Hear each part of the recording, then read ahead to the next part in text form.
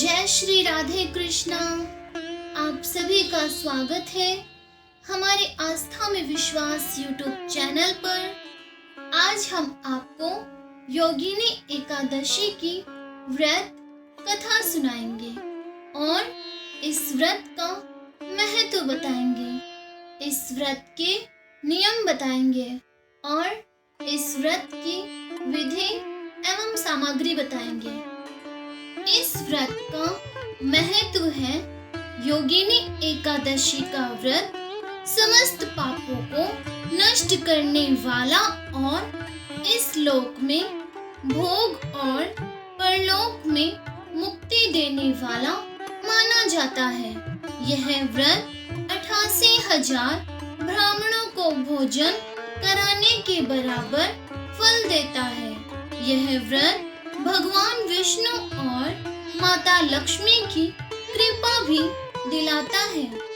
इस व्रत के नियम हैं योगिनी एकादशी के दिन उपवास रखना चाहिए और अन्न का सेवन नहीं करना चाहिए। भगवान विष्णु और माता लक्ष्मी की पूजा करनी चाहिए। गरीबों और ब्राह्मणों को दान देना चाहिए। रात्रि में जागरण करना चाहिए। द्वादशी के दिन पारण करना चाहिए। इस व्रत की पूजा विधि के अनुसार सुबह जल्दी उठकर स्नान करें और घर के मंदिर को साफ करें। भगवान विष्णु की मूर्ति या फिर तस्वीर को स्थापित करें। व्रत का संकल्प लें और भगवान विष्णु से आशीर्वाद मांगे। भगवान विष्णु को पीले वस्त्र, पीले फूल, फल, धूप, दीप, कपूर, चंदन, अक्षत, पंचामृत और तुलसी दल अर्पित करें। भोग में मिठाई और प्रसाद चढ़ाएं।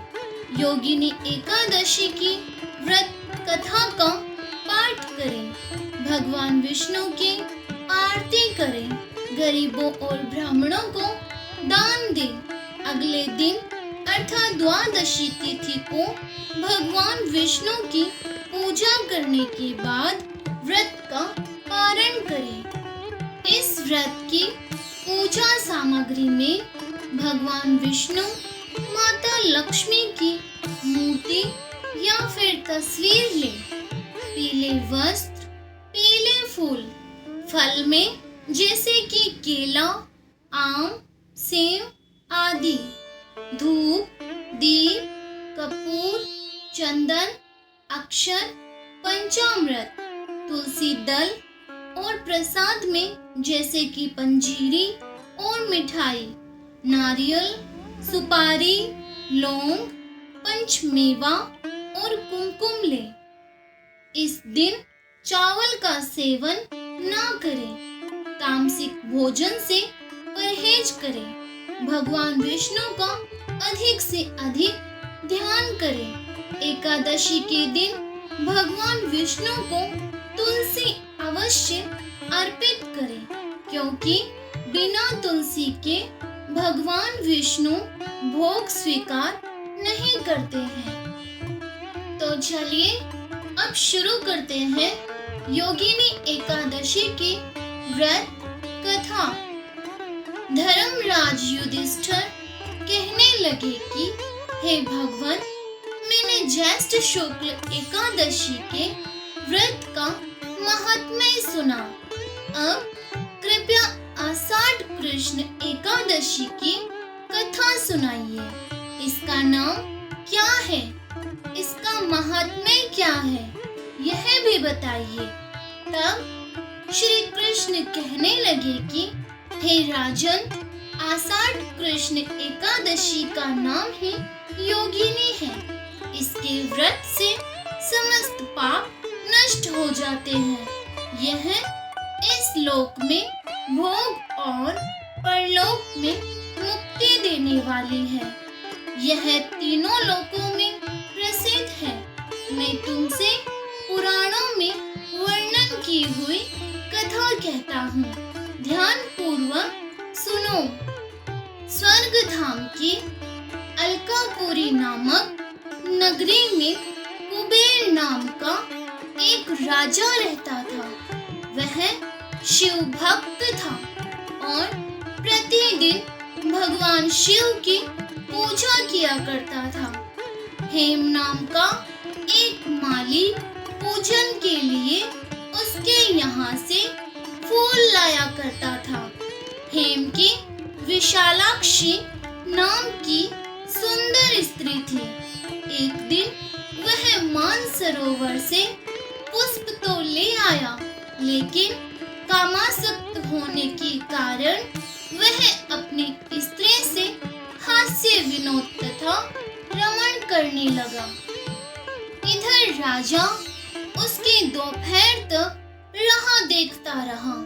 अंत में राजा कुबेर ने सेवकों को आज्ञा दी कि तुम लोग जाकर माली के न आने का कारण पता करो, क्योंकि वह अभी तक पुष्प लेकर नहीं आया है।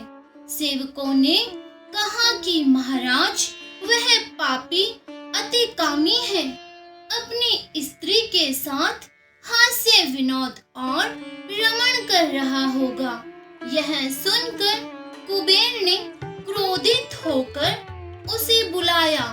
हेम माली राजा के भय से कांपता हुआ उपस्थित हुआ। राजा कुबेर ने क्रोध में आकर कहा कि अरे पापी, नीच, कामी, तूने मेरे परम पूजनीय ईश्वरों के ईश्वर श्री शिव जी अर्थात महादेव का अनादर किया है, अर्थात अपमान किया है। इसीलिए मैं तुझे श्राप देता हूँ कि तू स्त्री का वियोग सहेगा और मृत्यु लोक में जाकर कोढ़ी होगा। कुबेर के श्राप से हेम माली का स्वर्ग से पतन हो गया और वह उसी क्षण पृथ्वी पर गिर गया। भूतल पर आते ही उसके शरीर में श्वेत कोढ़ हो गया। उसकी स्त्री भी उसी समय अंतर्धान हो गई। मृत्यु लोक में आकर माली ने महान दुख भोगे। भयानक जंगल में जाकर बिना अन्न और जल के भटकता रहा, अर्थात भूखा प्यासा भटकता रहा। रात्रि को निद्रा भी नहीं आती थी, परंतु शिव जी की पूजा के प्रभाव से उसको पिछले जन्म की स्मृति का ज्ञान अवश्य रहा। घूमते घूमते एक दिन वह मार्कंडेय ऋषि के आश्रम में पहुंच गया, जो ब्रह्मा से भी अधिक वृद्ध थे और जिनका आश्रम ब्रह्मा की सभा के समान लगता था। हेम माली वहां जाकर उनके पैरों में पड़ गया। उसे देखकर मार्कंडेय ऋषि बोले, तुमने ऐसा कौन सा पाप किया है जिसके प्रभाव से यह हालत हो गई है? हेम माली ने सारा वृत्तांत कह सुनाया। यह सुनकर ऋषि बोले कि निश्चित ही तूने मेरे सम्मुख सत्य वचन कहे हैं, इसीलिए तेरे उद्धार के लिए मैं एक व्रत बताता हूँ। यदि तू आषाढ़ मास के कृष्ण पक्ष की योगिनी नामक एकादशी का विधि पूर्वक व्रत करेगा तो तेरे सब पाप नष्ट हो जाएंगे।